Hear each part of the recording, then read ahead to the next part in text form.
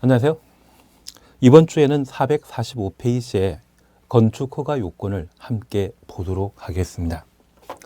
지난주에 개략적으로 건축 절차에 관한 사항들을 함께 보셨는데 건축 절차는 2단계로 구성되어 있습니다.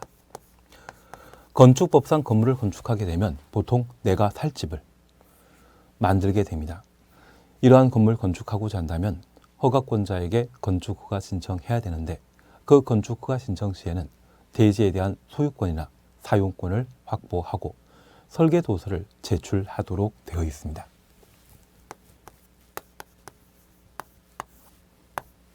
그러한 건축허가 신청 받게 되면 허가권자는 건축법령에 적합한지 여부 확인하고 건축허가 여부를 결정하여 통지하게 되고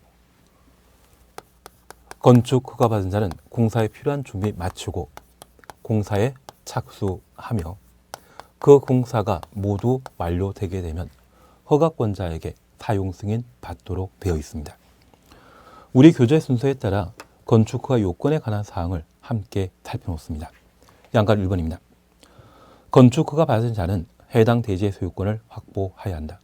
그래서 소유권 줄만 쳐놓습니다. 그리고 2번입니다. 예외입니다. 다음 어느 하나에 해당되는 경우에는 소유권 확보하지 않고도 건축허가 받을 수 있다. 1번입니다. 건축주가 대지 소유권 확보하지 못하였으나 그 대지 사용할 수 있는 권은 확보한 경우 사용할 수 있는 권은 가로 해놓습니다. 우리가 민법 공부하시면서 지상권 공부하셨죠. 그래서 소유권을 직접 갖지 못하더라도 지상권을 확보한 경우에는 건축 허가 신청할 수 있습니다. 다만 분양 목조라는 공택은 제외한다. 분양부터 제외까지 가로 해놓습니다. 우리 시험 범위에는 건축법과 주택법이라는 게 있습니다.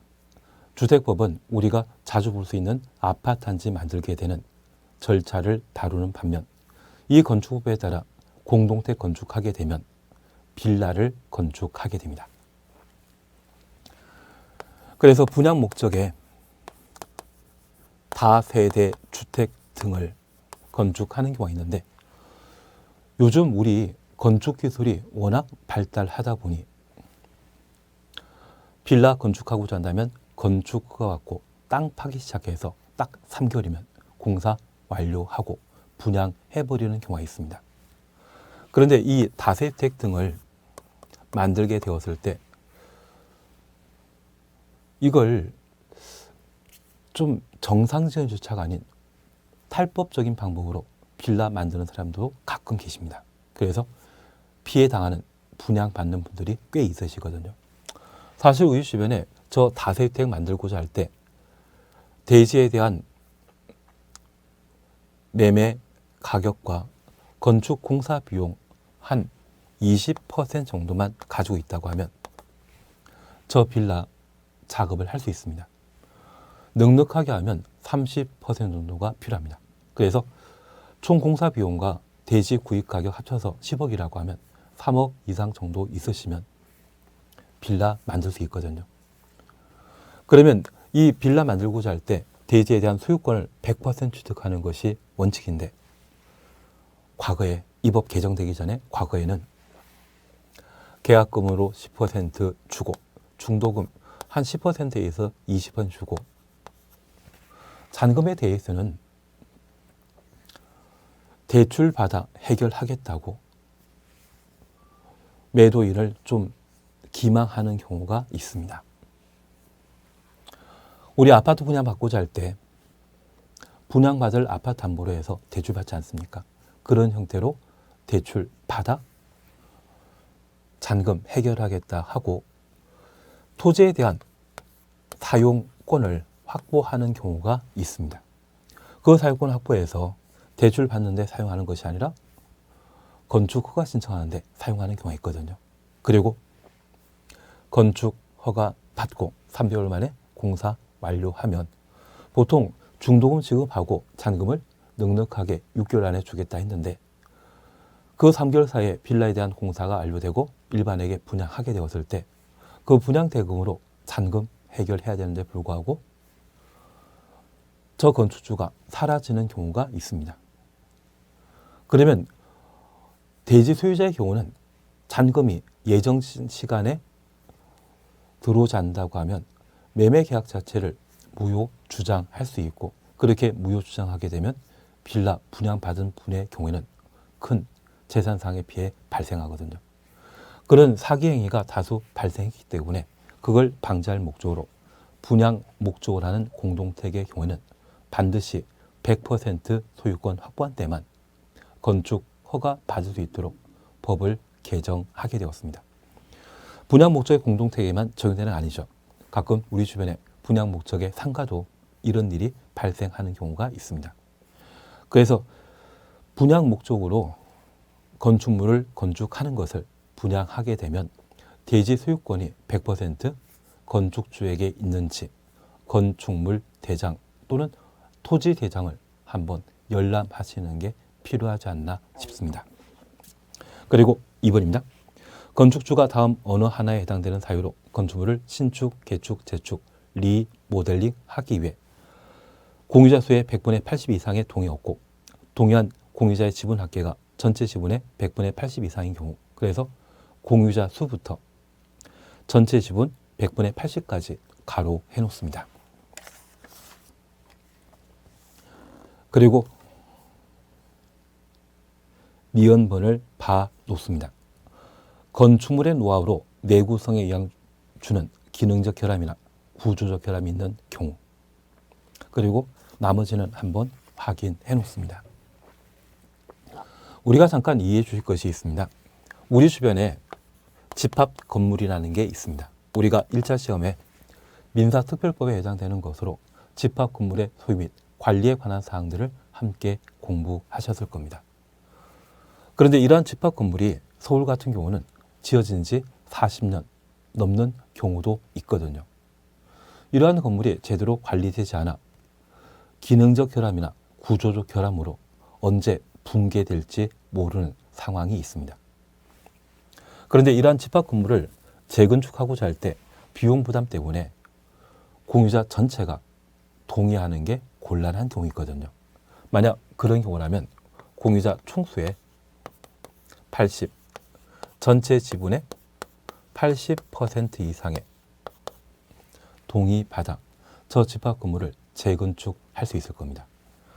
다만 이렇게 재건축하게 된다고 하면 반대하는 지분 20% 확보해야 되죠. 그 반대하는 20% 지분에 대해서는 매도 청구 제도를 따로 인정하고 있습니다. 그에 관한 사항들을 우리가 보시는 게 필요합니다. 그리고 3번에 대해서는 그냥 크게 신경 쓰지 마시고, 그리고 4번 그냥 재미로 보십니다. 건축하려는 대지에 포함된 국유지 또는 공유지에 대해 허가권자가 해당 토지관리청에 해당 토지를 건축주에게 매각하거나 양여할 것을 확인한 경우, 양여란 말 찾으셨죠? 우리 민법 공부하시면서 증여란 말을 공부하신 적이 있다고 하면 그게 양여와 같은 개념입니다. 사인이 다른 개인에게 뭔가 준다고 하면 그때는 증여를 하고, 행정청이 사인에게 개인에게 뭔가 주는 것이 있다면 그때는 양여란 말을 사용하게 됩니다. 그리고 5번과 관련되어서는 그냥 한번 봐주시면 충분할 겁니다. 그러면 건축허가 신청과 관련되어 건축주는 대지에 대한 소유권 또는 사용권 확보해야 되지만 특이한 예외적인 상황으로 분양 목적의 공동주택의 경우에는 100% 소유권 확보한 데만 건축허가 신청할 수 있고, 공유관계가 인정되는 건축물의 구조상 결함 등으로 해당 집합 건물을 신축, 증축 등을 하고자 하면 100% 동의 곤란하기 때문에 공유자 총수의 80, 전체 지분의 80% 이상의 동의 받게 되면 건축허가 신청할 수 있습니다. 매도 청구와 관련된 문제는 바로 여기에서 발생하는 것이죠. 그 정도를 잘 정리해 놓습니다. 그러면 양가로서 한번 매도 청구에 관한 사항을 함께 살펴놓습니다. 집합 건물을 신축, 개축, 재축, 리모델링 하기 위해 해당 대지 공유자 수의 100분의 80 이상 동의였고 동의한 공유자 전체 지분 합계가 80% 이상인 경우 건축허가 받은 건축주는 건축허가 받은 추천호수입니다. 건축허가 전입니까? 후입니까? 건축허가 후이죠. 해당 건축물 또는 대지의 공유자 중에 동의하지 아니한 공유자에게 공유 지분을 시가로 매도할 것을 청구할 수 있다. 이 경우 매도 청구하기 전에 매도 청구 대상 공유자와 3개월 이상 협의하여야 하며 3개월 이상 협의 줄쳐 놓습니다. 집합건물법을 준용하도록 되어 있습니다. 3-1에 대해서는 크게 신경 쓰지 않습니다. 우리가 잠깐 봐주실 것은 매도 청구에 관한 문제를 함께 보셨는데 매도 청구 대상은 구조안전 등의 문제가 발생하는 공유관계가 인정되는 건축물, 바로 집합 건물입니다. 그러한 집합 건물을 전부 철거하고 새로 신축하거나 개축, 재축, 리모델링 하고자 할 때 이런 요건을 갖추어 건축허가 받았다면 매도 청구할 수 있습니다. 그런데 이 매도 청구는 건축허가 전에 하는 겁니까? 건축허가 후에 하는 겁니까? 허가 후에 합니다. 집합 건물에 대한 재건축 등에 대해 인허가 과연 받을 수 있는지 의문 사항이 발생하게 되면 저 공유자가 허가받기 전에는 동의하지 않았다가 허가받은 이후 마음 바꿀 수 있거든요. 그래서 매도 청구는 허가받은 이후 매도 청구할 수 있는데 저 매도 청구하기 전에 사전 협의하여야 하며 저 협의가 성립되게 되면 협의 매수하거나 집합 건물에 대한 재건축에 참여하게 됩니다. 대신 협의가 성립되지 않았다고 하면 집합 건물에 대한 재건축 등을 계속 반대하는 상황이고 이들에 대해서만 매도 청구할 수 있습니다. 그럴 때 협의 기간과 관련되어서는 얼마? 3개월. 우리가 다시 하나 이해하실 것이 있습니다. 민사특별법에 해당되었던 집합 건물의 소유 및 관리에 관한 법률에서 집합 건물에 대한 재건축에 있어서는 사전 협의 요건을 2개월로 정해놓고 있는데 공법인 건축법에서는 이때 사전 협의 기간을 몇 개월로? 3개월로 정해놓고 있다는 것 확인해 놓습니다. 그리고 가끔 저한테 이런 말도 하시더라고요. 집합건물법에서는 구분 소유자 5분의 4, 의결권 5분의 4인데 그 5분의 4와 얘가 서로 다르다. 5분의 4나 80%나 같지 않습니까? 그리고 의결권이라고 하는 것은 지분을 말하는 것이거든요. 그래서 집합건물법을 건축법에 반영해놨지만 특별히 매도 청구와 관련된 절차에 있어서 건축 허가 받은 후 매도 청구하기 전에 사전 협의하게 되는데 그 사전 협의가는 집합건물법과 달리 몇 개월로? 3개월로 정해놓고 있다. 그 정도를 잘 정리하시는 게 필요하십니다. 그것 하실 수 있죠. 그리고 5번에 대한 인허가 이제는 그냥 지나가십니다. 그리고 448페이지에 건축허가 취소 등을 함께 살펴놓습니다. 우리가 잠깐 다시 보실 것은 절차와 관련되어 건축 절차 전에는 사전 결정 신청 제도가 있었다는 것 구분해 놓습니다. 의제에 관한 사항과 실효에 관한 내용을 정리하시는 게 필요하고 건축허가 신청과 관계된 사항에 있어서는 건축허가 신청 시에 대지에 대한 권리, 소유권이나 사용권 확보해야 되는데 예외 인정된다라는 것 정도 살펴놓습니다. 그리고 허가와 관계된 사항은 대상과 절차로 우리가 함께 공부하셨는데 특별히 허가권자는 원칙과 예외에 있었습니다. 예외적인 허가권자는 특광이죠.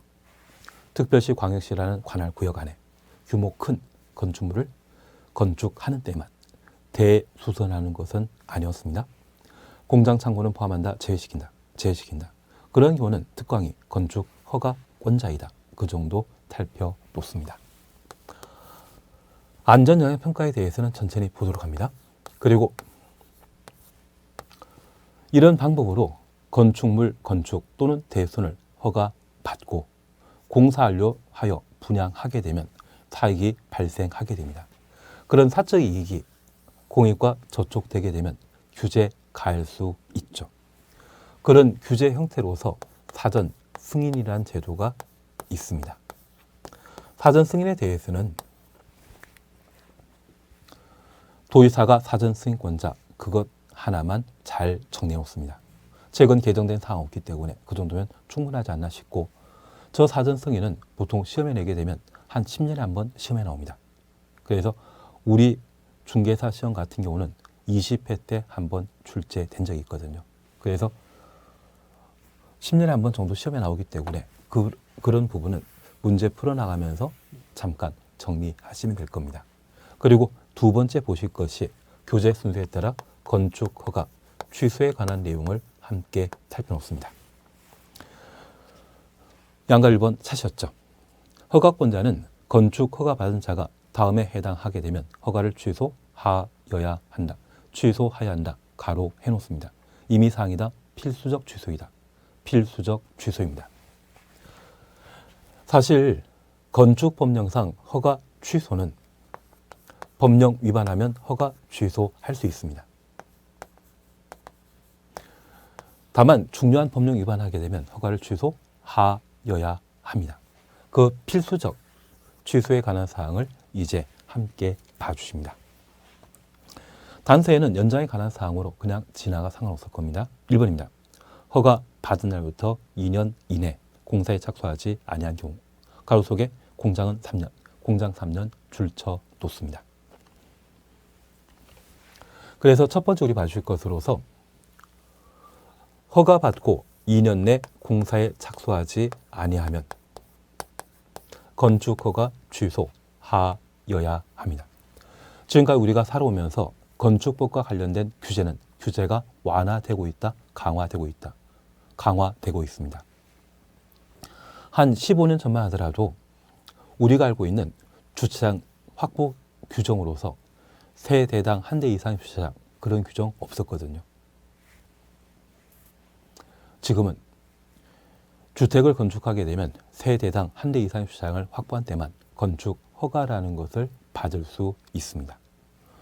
만약 15년 또는 20년 전에 건축 허가 받고 그동안 공사를 미루다가 올해 큰 규모의 건물 건축하게 되면 주차장 제대로 확보된 것 아니죠. 그러한 건축물이 만들어지게 된다고 하면 주변에 큰 영향 미칠 수 있지 않겠습니까? 그런 것들을 방지하기 위해 허가 받은 날부터 2년 내 공사에 착수하도록 하고, 이 규정 위반하면 건축 허가를 취소하여야 합니다. 정당한 사유가 인정되면 1년 범위 내 기간 연장할 수 있습니다. 만약 공장에 대한 건축 허가 받았다고 하면 그때는 몇 년? 3년입니다. 공장과 관련되어서는 규제를 강화시킨다, 완화시킨다. 일자리 창출과 관계되어 있기 때문에 규제 완화할 대상이죠. 그래서 우리가 잠깐 살펴보실 것은 착공이라는 말 쓰게 되면 통상 2년 이내 착공하도록 되어 있습니다. 그게 이착입니다. 나중에 우리가 정리하시면서 이 착공은 2년이란 말과 착공이란 말이 함께 있으면 옳은 지문인데, 여기 공장과 관련되어서는 3년 내 공사 착수하지 않을 때 건축 허가 취소해야 한다. 이 공장에 대해서는 3착이죠. 그래서 우리 나중에 착공은 2착이 원칙인데 예외적으로 1년 내 공사 착수해야 되는 것, 3년 내 공사 착수해야 되는 것, 5년 내 공사 착수하는 경우가 있습니다. 여기 5년짜리와 관련되어서는 이미 국토계획법 공부하실 때 정리하셨는데, 주민이 제안한 지구 단위 계획이 결정되게 되면 5년 내 공사 착수해야 됩니다. 1착은 건축법령에 따라 건축 신고한 경우는 1년 내 공사 착수하는 것이고요. 공장에 대해서는 3년 내 공사 착수해야 되고, 착수하지 않는다면 건축 허가 취소하여야 한다. 그리고 5착은 지구 단위 계획 결정되었을 때 5년 내 공사 착수해야 된다. 그리고 건축법상 특별 건축구역 제도와 관계되어 5착이 있습니다. 그리고 주택법상 사업계획 승인받은 자는 5년 내 공사 착수해야 하도록 되어 있습니다. 2착이 원칙이지만 예외적으로 1착, 3착, 5착 있다라는 것 정리해 놓으시고 그에 관한 사항들을 기본적으로 정리해 놓으시면 출제되는 문제를 해결하실 수 있을 겁니다. 그래서 1번 왜 필수적 건축가 취소 대상인지 이해되신 겁니다. 그리고 2번입니다. 법정 기간 내 공사 착수에 있지만 공사료가 불가능하다 인정하는 경우 불가능 줄쳐 놓습니다. 건축가가 취소하여야 한다. 건축공사 개시했지만 공사료가 불가능하다 판단되면 아마 건축주가 부도 파산한 상황일 겁니다. 그리고 공사 현장을 그냥 방치하게 되면 여러 가지 범죄와 관계된 지역이 될 수 있거든요. 그걸 방지할 목적으로 건축허가 취소하여야 합니다. 그리고 3번입니다.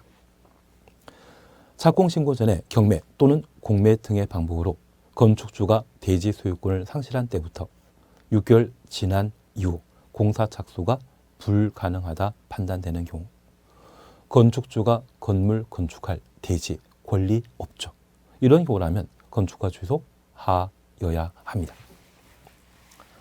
그래서 필수적 건축가 취소와 관계되어 우리가 이러한 내용들을 각각 정리하셨으면 우리 앞으로 2, 3은 6으로 기억합니다. 건축허가 받고 2년에 공사 착수하지 아니한 경우 건축가 취소하여야 한다. 공장에 대해 건축허가 받고 3년 내 공사 착수하지 않으면 건축가 취소하여야 한다. 그리고 2 곱하기 3하면 6이죠. 착공신고하기 전에 경매 등의 방법으로 대지 소유권 상실하고 그때부터 6개월 지나도록 공사 착수가 불가능한 경우에는 건축허가 취소하여야 한다. 법정 기한 내 공사에 착수했지만 공사 완료가 불가능한 경우 건축허가 취소하여야 한다. 만약 얘가 시험에 나오면 이렇게 나오더라고요. 건축 허가 받은 날부터 2년 내 공사 착수하지 않으면 건축허가 취소할 수 있다. 임의적 취소 사유로 설명하게 되면 그 자체가 바로 틀린 겁니다. 필수적 취소 대상이라는 것을 꼭 한번 정리해 놓습니다. 이번 건축허가 거부에 대해서는 크게 신경 쓸 필요 없는데 그냥 재미로 보십니다. 단서를 잠깐 살펴보시게 되면 허가권자는 다음에 해당되는 경우 법률에 불구하고 건축위원회 심의 거쳐 건축허가 하지 아니할 수 있다. 1번입니다. 위락설이나 숙박설에 해당되는 건축물의 건축을 허가하는 경우 한 줄 밑에 주거환경이나 교육환경 등의 주변 환경을 고려할 때 부적합하다 인정하는 경우 주거환경부터 주변 환경까지 가로해 놓습니다. 우리가 잘 모르겠지만 일산이라고 하는 신도시가 있습니다.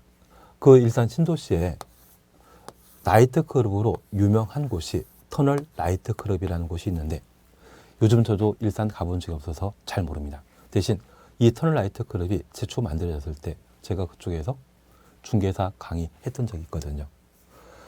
이 터널 나이트클럽 길 건너편에 아파트 단지가 형성되어 있었는데 이 터널 나이트클럽을 만드신 분은 유흥업계에 종사한 경력 좀 30년 넘으신 분으로서 이번에 평상시 꿈이 세계 최대 규모의 나이트클럽 만드는 게 꿈이었다고 하시더라고요.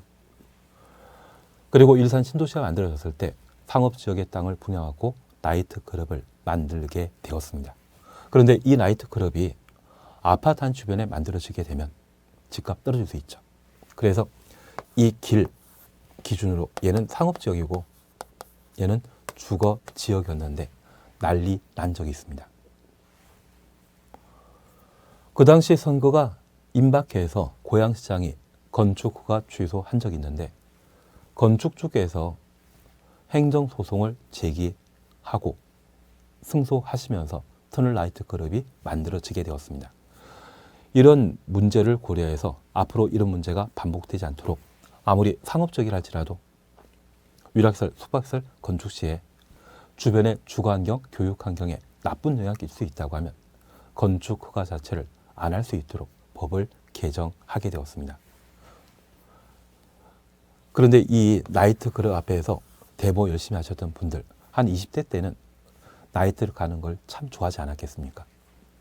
어릴 때는 그러시지만 지금은 그럴 상황이 또 아니신 것 같더라고요. 그래서 우리 주변의 나이트클럽이 아파트 단지에 만들어지게 되면 집값 하락 요인이라는 것만 좀 인지하는 것도 괜찮지 않나 싶습니다. 취지는 조금 이해하시겠습니까? 그래서 아무리 법령에 적합하다 할지라도 무엇, 위락설, 숙박설에 대해서는 여러 가지 사회적 문제를 야기시키기 때문에 주거 환경이나 교육 환경 등에 부적합하면 건축 허가 하지 아니할 수 있다. 그 정도를 확인해 놓습니다. 3번 건축 허가 제한입니다. 여기 건축 허가 제한은 허가를 제한하는 겁니다. 현재 허가권자는 특광, 시, 군, 구청장이기 때문에 그들의 상급관청이 건축 허가 등을 제한할 수 있습니다. 그래서 1번, 2번 묶어 놓습니다. 국장은 국토관리부에 특히 필요하다 인정하거나 주무부 장관이 주무부 장관부터 가로 열어놓습니다. 국방, 문화보전, 환경보전, 국민경제 특히 필요하다 인정하여 요청하면 요청까지 가로 닫아놓습니다. 허가권자의 건축 허가, 허가받은 건축물에 착공 제한할 수 있다. 국장은 모든 허가권자의 상급관청이기 때문에 직접 국토관리부에 제한할 수 있고 국방부 장관 등이 국방상 필요하다 요청하면 국토교통부 장관이 대신 건축허가 등을 제한할 수 있습니다. 그리고 2번 특별시장, 광역시장, 도지사입니다. 흔히 시도지사라 표현합니다. 이들은 지역계획이나 도시계획에 특히 필요하다 인정하면 시, 군, 구청장의 건축허가 등을 제한할 수 있습니다. 시, 군, 구청장은 기초단체장으로서 상급관청인 광역단체장이 건축허가 등을 제한할 수 있는 겁니다. 취지 이해하시겠습니까? 그래서 현재 건축허가 제한은 허가권자 제한하는 것이다. 상급청이 제한하는 것이다. 상급관청이 제한한다라는 것 확인해 놓습니다. 절차 등에 대해서는 그냥 지나가시고 바로 4번입니다. 건축허가 등을 제한하는 경우 제한기간은 2년 이내로 하고 1년 범위 내 기간 연장할 수 있다. 그래서 최대 건축허가 제한 기간은 몇 년이다? 3년이다. 그 정도를 봐 놓습니다. 그래서 우리 건축허가 관련된 규제 사항으로서 사전 승인, 취소, 그리고 거부, 건축허가 제한을 함께 보셨는데 최근 개정 사항이 좀 없다 보니 시험에 자주 출제되는 것은 아니지만 최소한 도지사는 사전 승인권자이다. 건축과 취소와 관련되어서는 임의적 취소와 필수적 취소 있는데 법령 위반 시에는 대부분 임의적 취소 사유이지만 2, 3은 6. 허가받고 2년 내 공사 착수하지 않거나 공장 3년 내 공사 착수하지 아니한 경우 착공 신고 전에 경매 등의 방법으로 대지 소유권 확실하고 6개월 지나도록 착공이 불가능하다 인정하면 건축과 취소하여야 한다. 법정 기한 내 공사 착수했지만 공사 완료 불가능하면 건축과 취소하여야 한다. 할 수 있다라고 하면 그게 바로 틀린 지문입니다. 그리고 건축허가 등의 제한은 허가권자의 상급관청이 제한할 수 있습니다. 국토교통부 장관이 제한하는 사유, 국토관리상 필요하면 직접 제한할 수 있고 국방 등은 주무부 장관의 요청이 있을 때만 제한할 수 있죠. 그걸 구분해 놓습니다. 그리고 제한 기간은 2년 이내로 하고 1년 범위 내 기간 연장할 수 있다. 최대 제한 기간은 3년이죠. 그러한 구분들을 각각 해주시는 게 이쪽에 필요한 내용이 되게 됩니다. 이번 시간 여기까지 함께 하시고 다음 시간에 잠깐 쉬었다가 450페이지의 건축허가 특례에 관한 내용을 함께 살펴보도록 하겠습니다. 쉬었다 하십니다.